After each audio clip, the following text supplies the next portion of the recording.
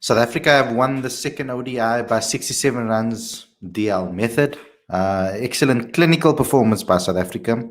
That saw Janneman Malan score his third century. 121 for the guy off 135 balls. 9 fours, 1 6 at a strike rate of 89.62. We also saw a 50 from Riza Hendricks, and we saw 43 of 27 balls from Heinrich Klaassen. South Africa posting a total of 283 for 6 in 47 overs. What happened then was rain interrupted once again, and then South Africa was put in a situation or Sri Lanka were put in a situation where the overs were decreased. It went right down to 41 overs in the end, with a target of 265 for Sri Lanka. But regular wickets from South Africa, particularly Kagiso Rabada up front with 2 wickets for 16 runs. And then some wickets by Vian Mulder. Keshav Maharaj bowled so smartly. I was so impressed with him. The Brace Shams, he taken a career best 5 for 49. Andile Pechlekwayo, naught for 28. And George Linder taking 1 for 40. Ultimately, a complete bowling performance by the entire bowling attack. Very well bowled by all of them. And I think a decent batting display by a majority of the guys too. So South Africa obviously leveling the series and taking 10 important points for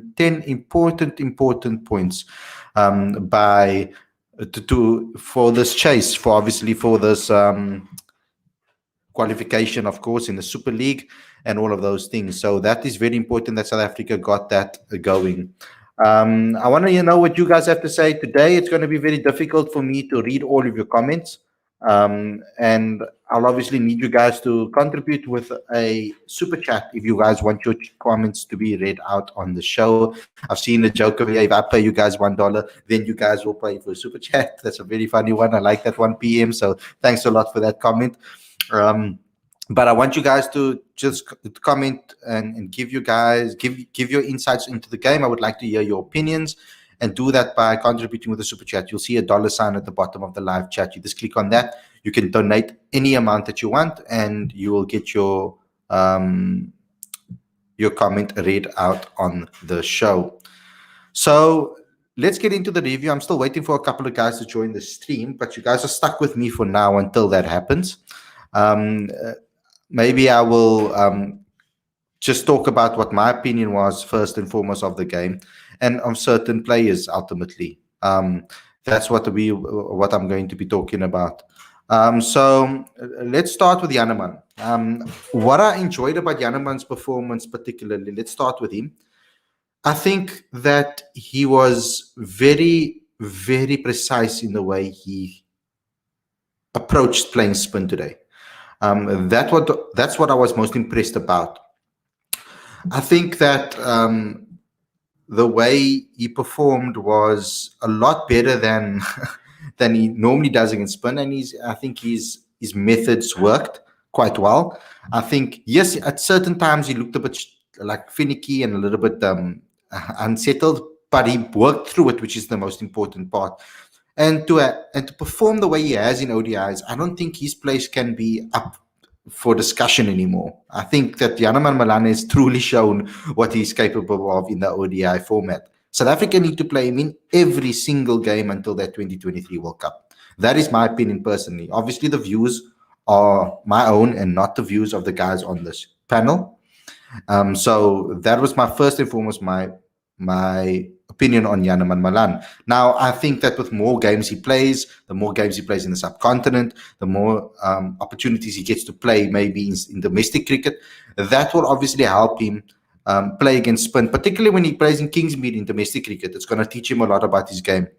Also, in Paul, certain days the pitch can be a little bit spinner friendly. So where he's going to be playing majority of his home games for Boland, it's going to give him a lot of extra insight, particularly with good coaching coming his way with regards to Boland. So that's going to give him some good insight with that. The Brace Shamsi, world class as usual. I think the Brace has been so consistent over the last couple of series. I mean, the guy just knows how to get wickets. Yes, he can be a little bit expensive, but that's comes part and parcel of being a good wicket taker. Let me just give you guys also a quick update on KG Rabada. Kagiso didn't, as you guys saw, obviously he didn't bowl towards the end of the match. So we got an update from Cricket South Africa on Kagiso Rabada. The message read that please note that Kagiso Rabada has been pulled off the field due to an ankle sprain. He will take no further part in this match. He will be assessed overnight, and an update will be provided in due course. So we will learn and hear about what happened with KG as time progresses, I guess. I don't know. It could be a blessing in disguise in a way, because I've been saying that we need to rest KG a little bit and wrap him up in cotton wool, kind of like we do with Quentin de Kock and David Miller. We've been doing it with as well. So because KG is so key to us, we can see what he can do. A good bounce back from them. But let's get into this review show. It's not all about my opinions alone. It's also about your opinions, as well as the guys that are coming on the panel. So let's get straight into it. We have one of our panelists waiting for me in the back end. So let's get going. Smash that like button, guys, because that's how you help us get into other people's feeds and get the video seen by more people. There's nothing we can do to do that. That's all in your hands. So smash that like button and smash that share button and smash that subscribe button, and as well as the notification bell, because that's the only way we're going to grow this channel and produce better and better and better content for you. Also get involved with that super chat, guys, if you want your comments to be seen on the show. There's also a poll that we put up now recently. It's something new that we put up. I'm trying something new for future shows. There's a poll that's active currently. Let me know what you guys think. Who was your man of the match? Was it KG? I mean, was it Shamji for his 5-4 and his maiden 5-4? I mean, not his maiden 5-4, his career best 5-4. Or was it Janneman for his third ODI 100? Let me know in the comment section what you guys think. We would like to hear who your man of the match was. So let me know in the comment on the poll who your man of the match was. I just voted for my man of the match. Let me know who you guys think was the man of the match. Okay, cool. Let's get straight into today's review show. Really excited to hear what the panelists have to say today. We tried to get as many as possible on the show, but just know that guys like Paul, they're busy covering the women's game. So for their jobs that they also have, besides coming on Cricket Fanatics magazine, they all have their own individual jobs that they also have to do. So they're busy covering the women's game, which is at 8. We will be doing, I will try my best to give you guys a review of the women's game tomorrow. Sundays are very hectic sometimes for me, so I'm going to try my best to get that out to you as well. So let's get into today's review show. Let's get to it.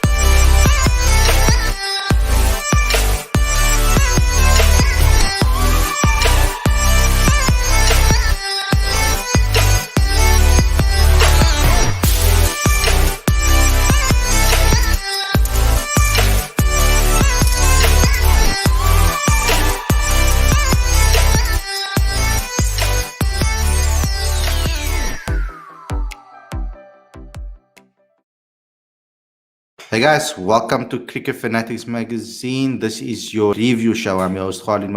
This is the show where we talk about everything that has to do with the game between Sri Lanka and South Africa. It's the second ODI. Obviously, I said that South Africa has won this match quite convincingly. Good bounce back from the previous game, looking like we're gaining some momentum. Werner, like we said in the last one, we always start off slowly and then we come back. What is your thoughts on the match as a whole? Yeah, no, it's true. Like I said last time, it's how it tends to go. We keep improving as the matches go on. So it's good to see. As my title says, it was good to see KG back to looking closer to his best.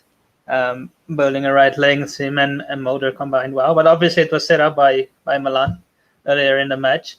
I was a bit concerned that he was going too slowly, but after considering the size of the field and how slow it is and the humidity that saps your energy, it really was a very impressive finish once again.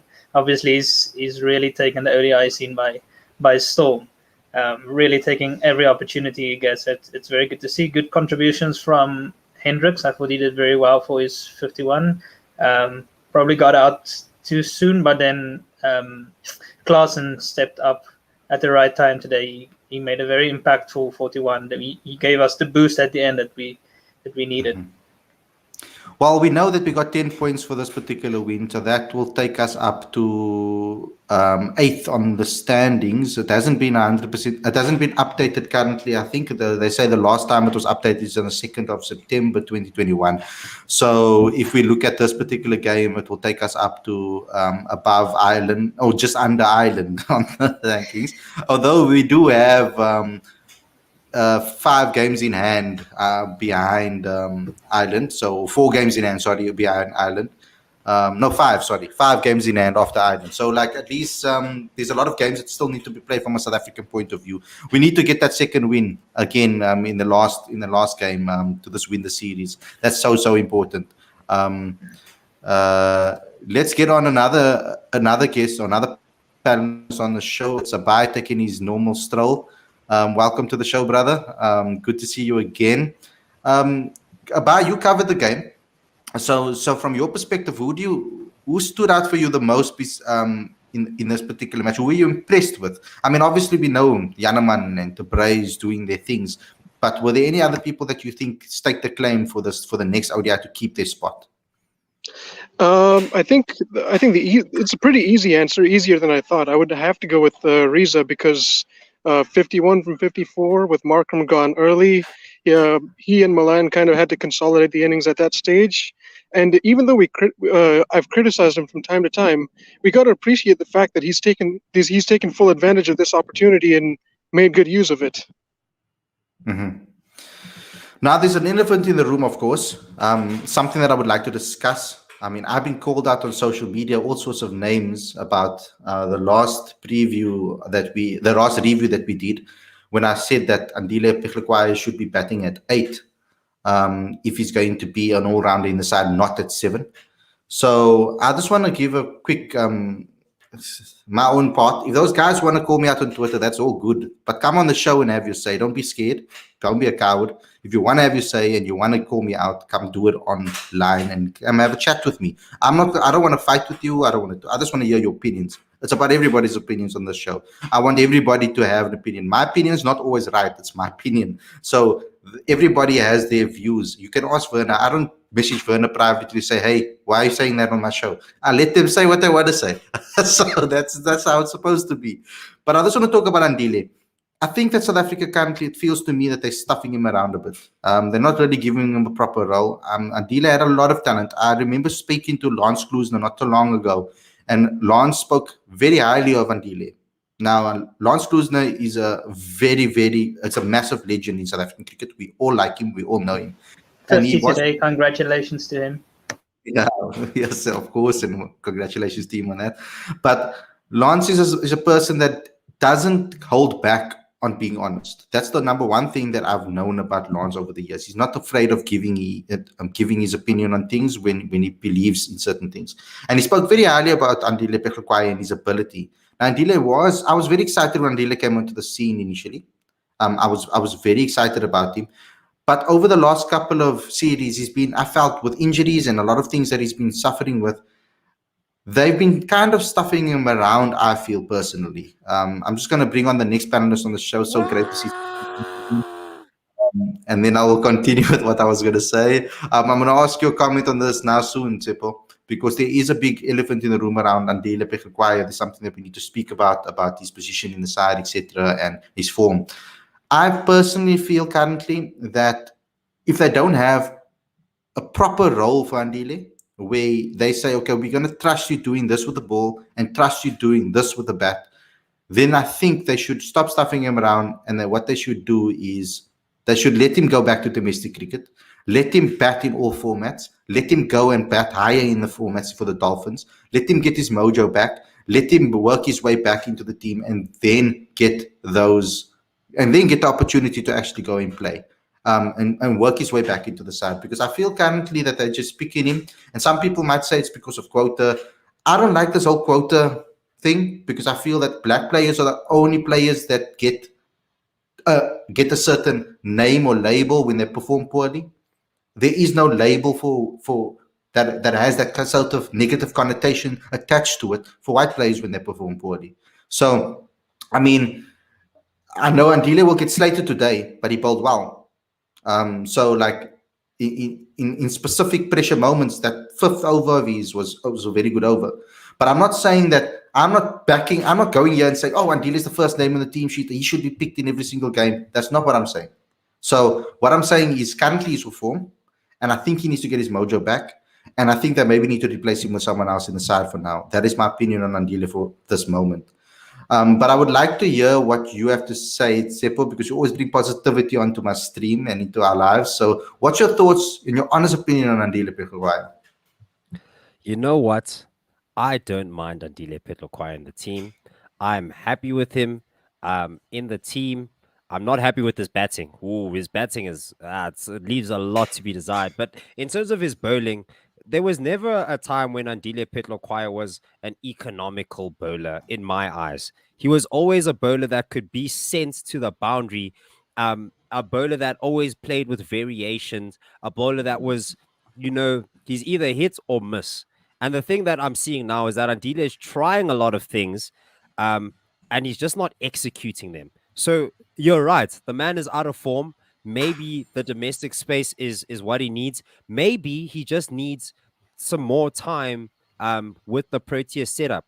Because, look, I think with him, it's just the nature of his role, the nature of his bowling. He can be sent, he can be inconsistent, but he can pick up wickets with that inconsistency. You're not going to get like line and length. Wow, you really got him there. It's going to be like a batsman smashes the ball, but misjudged that, oh no, it was the cutter. Oh no. And then he gets caught on the boundary.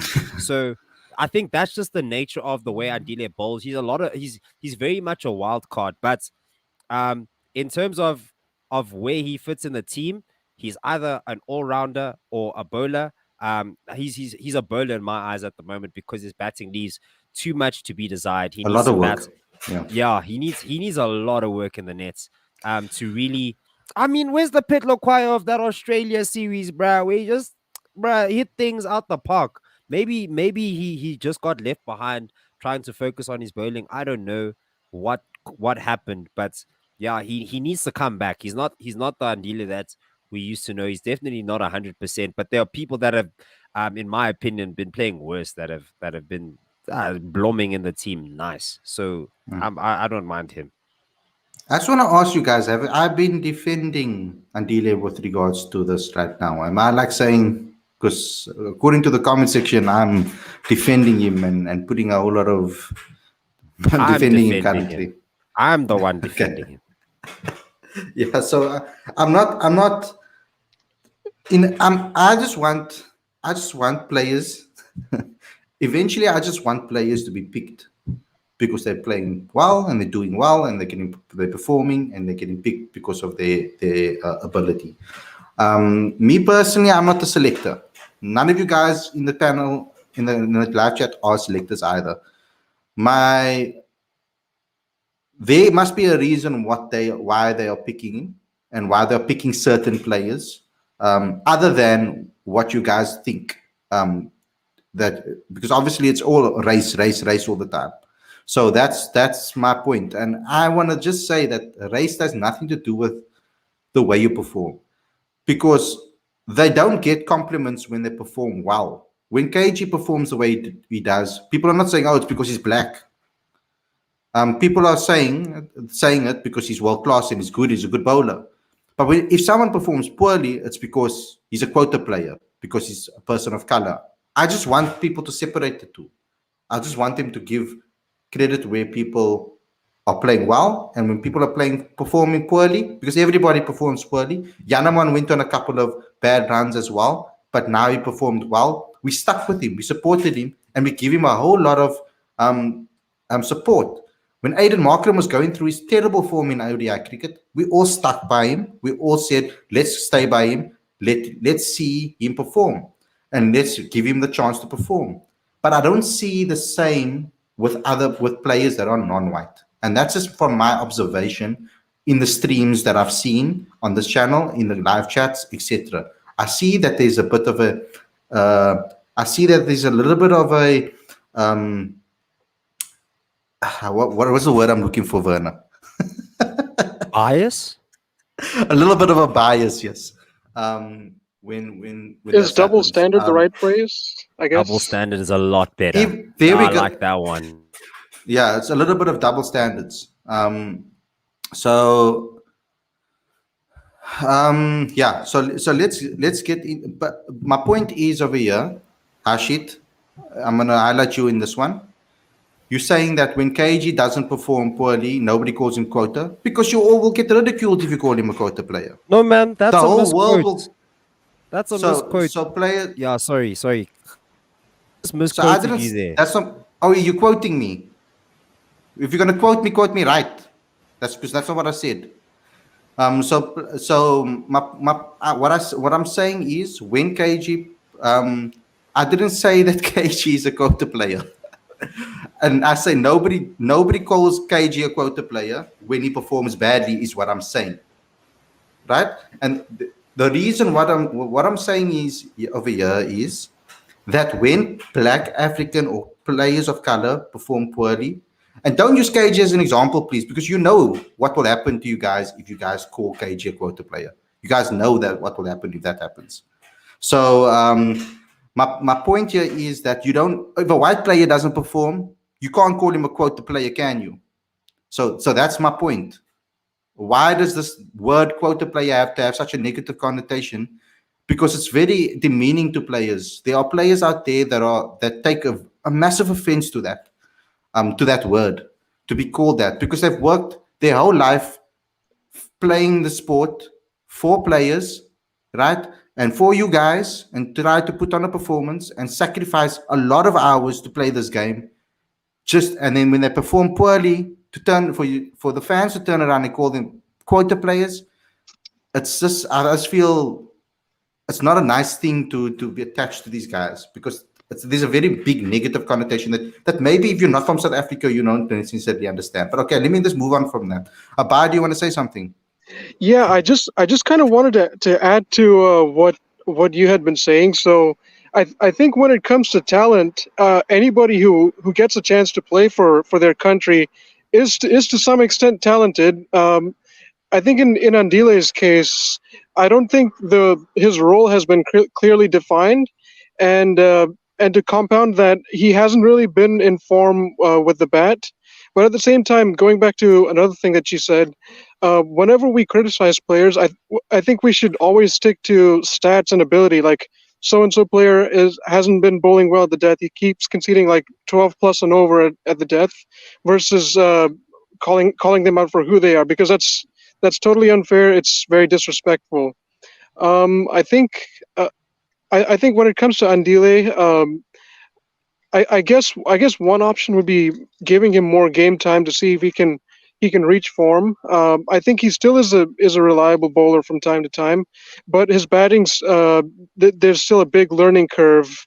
It seems like the Andile of his early days, when he was hitting the quick 30s and 40s down the order, was ages ago, and it sucks to see that, because I think he has potential.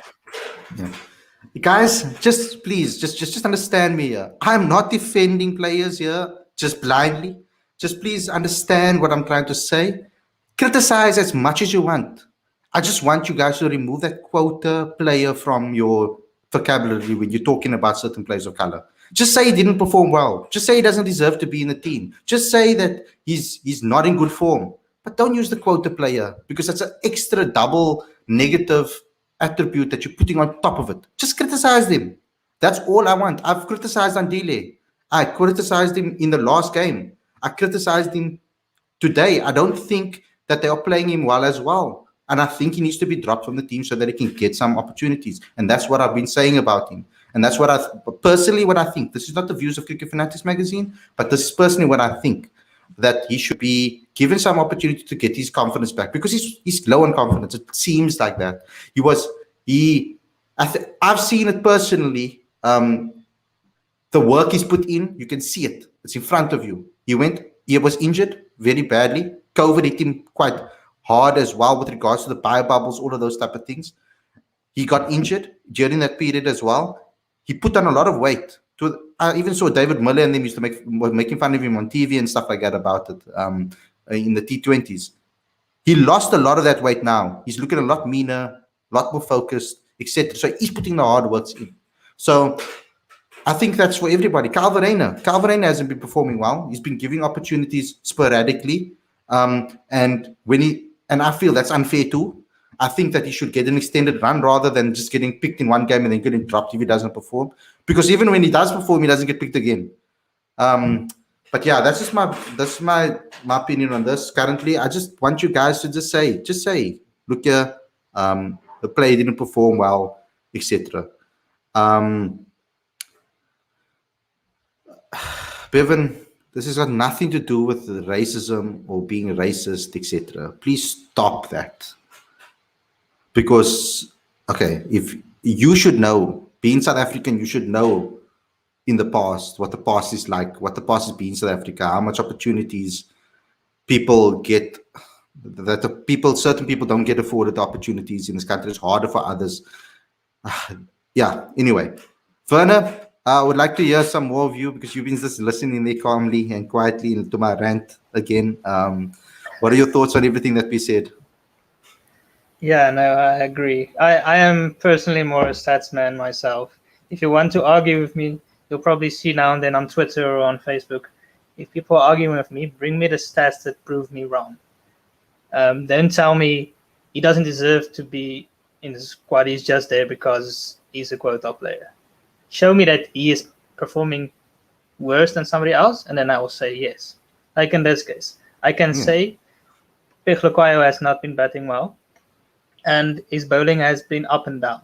So it's fair enough if we say we think Pretorius should come in ahead of him and get his opportunity. And Pegloquayo should go back to the domestic scene, go smash the ball around, get yourself a couple of 50s, take wickets, get your confidence back, come back into the side. Easy as that.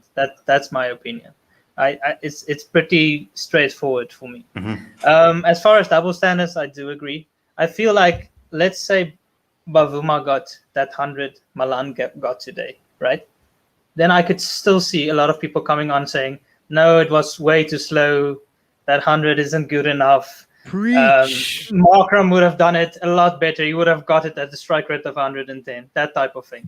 But people are praising Malan, and I feel like if Bavuma did the exact same thing, he would have been still criticized by some people. So the double standards are really going around, and I really hate that. It's something that really irritates me. So yeah, I think people really need to, I don't know.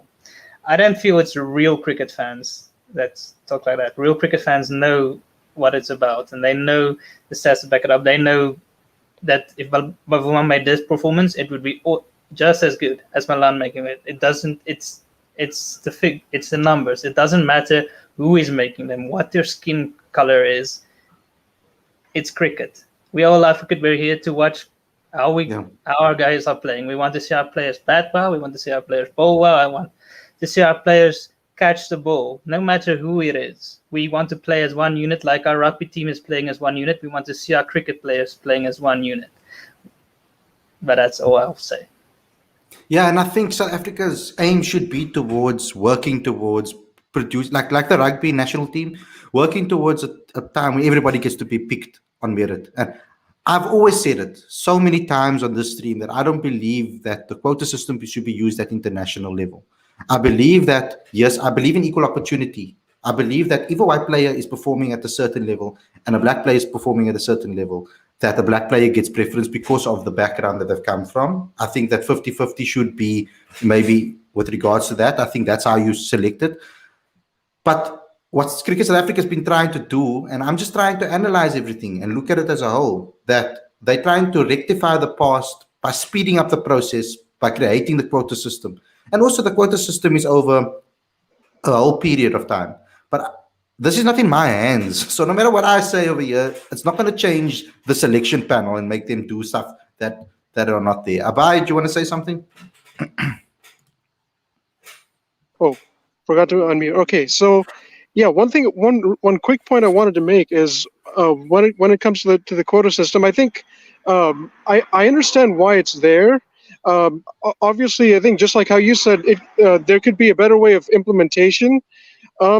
But at the same time, fans like all of us, we have to acknowledge the fact that nothing in life is perfect, and like a true okay, how should I say this? Okay, like a team where everyone gets picked like on their stats.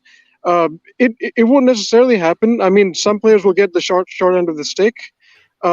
It's professional sport, right? So tough decisions are bound to be made, and ultimately we just have to wish well to the players who get picked, regardless of how much or how little a fan we are of each of these players, because it's a team game, and they're all playing for their country, and we have to respect the fact that they worked hard to achieve this goal, and we have to hope that they can perform at the highest level. That's my point. Mhm. So we're joined by Aditya now. He got in time to come on the show. Welcome to the show, brother. I don't know if you caught any of the things of my rants with the fans in the live chat over here, but I've been having my say. I had to say it. I had to put it out there. Just give my views, etc. Smash Seems that like like a good button. time to switch over to talk about today's game. Yeah. Aditya, your thoughts on the game, please? South Africa should be very happy with how the game went, and quite clearly, the first game was an indication of how rusty the team was, and it was quite evident in this game that the team was in better touch. It just seemed like certainly in the beginning, you could see that there was this coordination with Taylor Markram, Visa coming in, and then Klaassen sort of finishing it off, and they did quite well. In Sri Lanka, to be batting at 6 runs and over for a period of 47 overs is commendable. So I think the batting group did quite well, and they'd be happy. And I'd say the same with the bowlers as well. The bowlers were quite obviously rusty in the first game, and they did brilliantly. I mean, Shamsi looks like the guy can't do anything wrong these days. Yeah, I think let's talk about the performance now. We've gone on enough about everything else over here. I think, like I said in my intro, I think it was a very classical performance from South Africa. Very clinical. They did everything. Their fielding was exceptional today.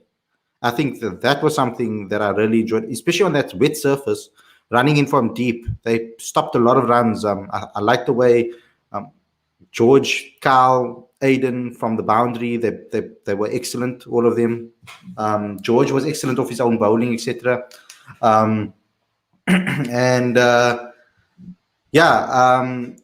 Personally, for the next match, let's talk about what we want for the next match, because I think personally, I really want to see Proteas coming to the side. Like I said already earlier on, maybe Andile needs to go back to domestic cricket to find his form. I think he's struggling. I don't think only on this particular match we can say that. I think it's coming now over a couple of matches. Where he played against Zimbabwe A as well. I wasn't very happy about that. So I would like to really see George Linders keep his place, because I think he performed quite well. I'd like to see him bat a little higher up though, because he does bat for his franchise a little higher up. It was a bit puzzling the way they brought in the batsman, I think. But let's just go around the room quickly and just have our say on what you'd like to see in the next match, and who do you think keeps their place within this particular lineup. There might be an injury to KG, so let's just hold our fingers crossed for that one. There might be one for over there, and let's think about that. Who's going to come in for that particular game? I was very impressed with Keshav Maharaj's captaincy as well. I just want to say that I think the way he brought himself into bowl is what I looked at, because my main problem was that when you make a bowler a captain, how are they going to manage themselves as a bowler in the match? That's the tricky thing and tricky situation, because I think he managed himself pretty well. He didn't used himself well. He knew what his abilities was and when he needed to bowl in a particular match, and when he did, those wide deliveries that he bowled, followed the batsman. I mean, that was beautiful. And he took out the informed batsman, Kuratna, at the time as well. Okay, Aditya, we're going to start with you. Bye, Tsepo, and then we're going to end off with Werner. Just who you'd like to keep in this particular match and from this particular lineup for the next match. First of all, I'm most excited that this is another series decider. So South Africa will be under pressure, and they really have to play out of their skins to win this one. Because as much as this is about skill and execution, this time it's going to be about mental application as well. Because South Africa are in the subcontinent without their captain, and they're playing a final. So that's going to be particularly important. But if since we're talking about team composition, Dwayne Pretorius has to be in the team. You know, Klaassen did well today to finish the game off, but it's also the sort of situation that Dwayne Pretorius needs to be in as frequently as possible so that he can gain his rhythm back, because that's the one role that has been missing in the South African team for a period of time. And the more exposure we give Dwayne in that period of time, it's going to be great for him. Andile is struggling.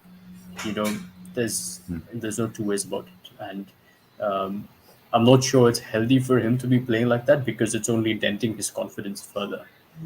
And with respect to KG's replacement, I'd say Lizard Williams is the obvious choice for me.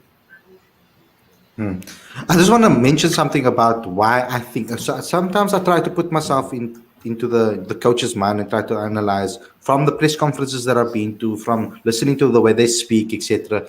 Just trying to get an analysis of the reason why they make certain choices. So, for example, why they picked Vian Mulder over Dwayne Pretorius. I think it's got to do maybe because of the way Vian Mulder bowls with the new ball. Because obviously we saw Vian Mulder take the new ball today. I don't think that Dwayne Pretorius can do that sort of job for South Africa. The pace, I don't think is there. And I don't think he has the amount of variations or the amount of accuracy consistently to do that. I see Dwayne Pretorius more as a batting all-rounder than a bowling all-rounder. I see Vian Mulder like that too. I think it's a bit more balanced with Vian Mulder. I just think he hasn't really at the international stage shown what he's capable with the bat, because at school level he was excellent with the bat. He batted higher up. He was more of a batting all-rounder than a bowling all-rounder at school level. And I think that South Africa's kind of, under Gibson, they kind of turned him into a bowling all-rounder. So I think that's the reason why they went with Vian, because of the bowling option after taking Andrich out of the team. Vian, because he was going to take the new ball. This is my thought process on that. Abai, your thoughts? I think you already said it, but to say it again. Okay, I can make it real quick. So I think for game 3, I'd want couple of changes. So I think KG, I'm not sure about the extent of his injury, but I feel like it's a precautionary measure. But regardless, I don't think he should play the third game. So I'd switch in maybe, any out of Gidi, Nokia, or Williams, like Aditya said.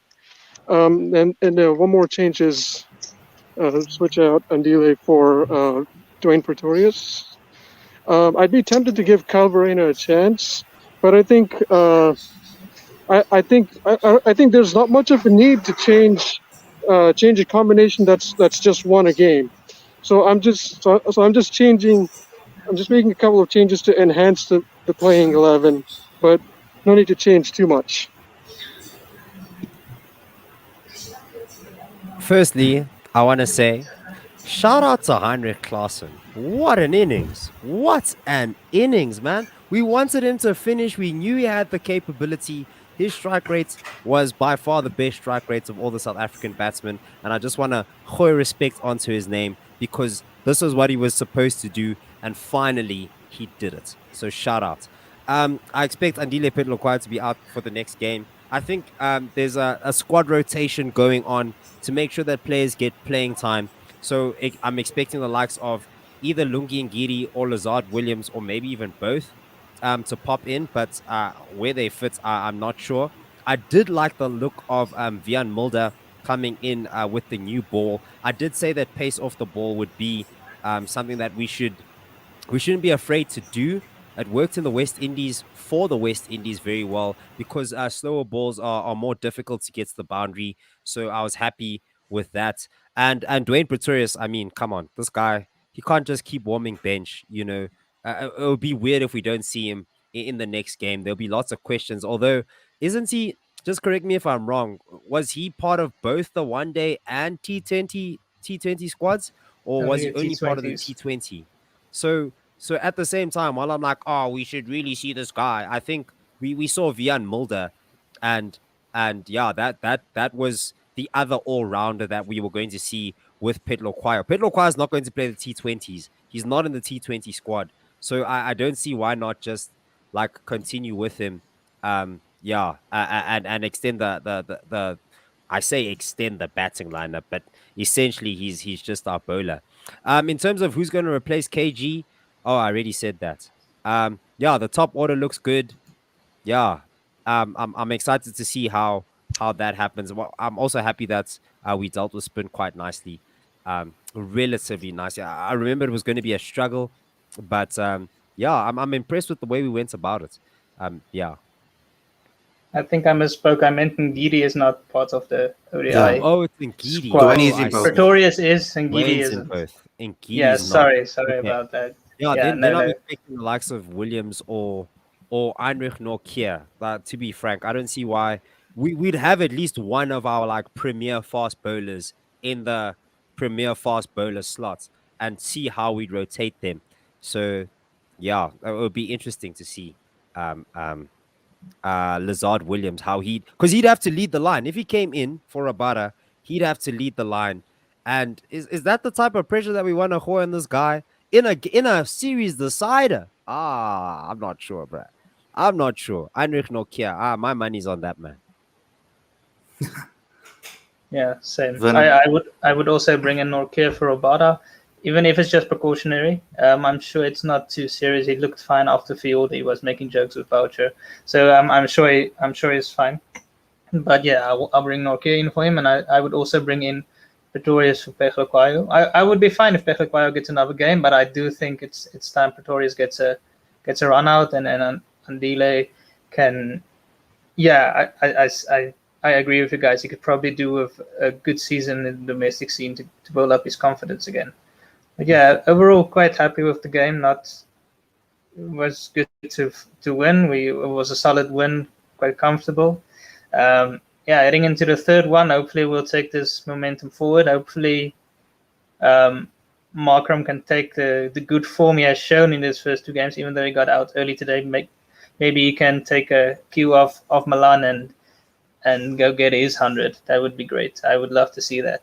And quick side note, Malan only needs, what did I say today? I think it's about 337 runs to 1,000 in his next 9 innings to beat, who's it? Imam Wak's record or Fakhar Zaman record, one of the two, I can't remember, to 1,000 runs. So I'm looking forward to that race.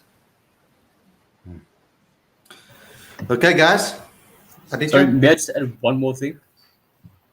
Of course. You don't have to ask. We mustn't forget Mr. Francois Duplessis Yeah. is back and with a bang. The man scored as captain of the St. Lucia Kings, opening the batting, 120 of 60 balls, unbeaten, including 12 boundaries and 5 sixes. That is a stupendous performance for a man who's returning after no cricket for 4 months and a concussion. That is unbelievable. If they don't select him, I don't know what's going on with I don't. What is? No, but we knew he was 9th going to of play. September. We knew he won't play in this series. I'm sure we're going live immediately after they've announced the squad on the 9th. And if Faf is not there, you're going to hear a riot on the show. Yeah. We're going to. At the chat, we're going to be chatting. You guys, please. We'll put the link in the groups so you guys can hop on there. Maybe we can even make it a fan call in. Let us know in the comment section after this video is done. Let us know you guys can fan call in as well on the show to give your thoughts. Thanks a lot for tuning in, everybody. Hope you guys enjoyed this episode. Tomorrow we'll be doing a podcast show at 8 o'clock. Teacher, do you want to say the what we're going to be talking about? No, we should leave some little bit of suspense there, shouldn't we? Okay, cool. So, guys, I hope you guys enjoyed the episode. Don't forget to smash the like button. Don't forget to comment. Don't forget to share this and with all your friends and family. Don't forget to click subscribe. And also, please, subscribe to the magazine, the monthly magazine. It's 100% free. All the back issues free. Straight to your inbox every single month. Go ahead and do that. The link is in the description. Thanks a lot for tuning in. We'll see you guys again tomorrow with another podcast show. Take care, everybody.